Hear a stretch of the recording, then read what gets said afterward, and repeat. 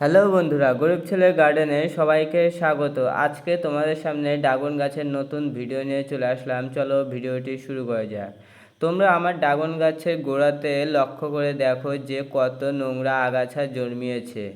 এই কারণে গাছের গ্রোথ অনেকটা থেমে গেছে ও গাছের খাবারগুলো এই নোংরা ঘাস খেয়ে ফেলছে। তাই আমাদেরকে এই ঘাসগুলোকে পরিষ্কার করে ফেলে দিতে হবে। আর এখন জুন মাস চলছে, আমার গাছে এখনও ফুলের দেখা নেই অনেক কিছুর কারণে। এক হলো টিপিং করা হয়নি, 2 নাম্বার গাছে হাড় ফার্টিলাইজিং করা হয়নি।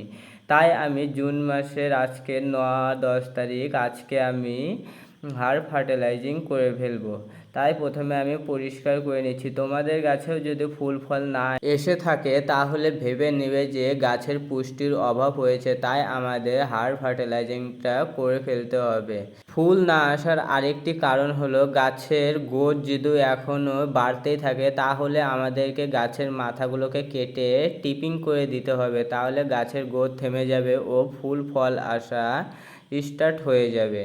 এই কাজটিও আমাদের করতে হবে। আর একটি কাজ, আমরা যদি হাড় ফার্টিলাইজিং যদি না করে থাকি, আমাদের গাছে যদি ফুল এসেও থাকে তাহলে আমাদের ওই ফুলগুলো ঝরে যাবে। দেখবে বেশিরভাগ ফুলই ঝরে যাবে আর আমরা চিন্তা করেই যাব যে কেন আমাদের এই ফুলগুলো ঝরে যাচ্ছে। মেন কারণ হলো গাছের এই খাবারটা আমাদের এখনই দিতে হবে ফুল আসার আগেই।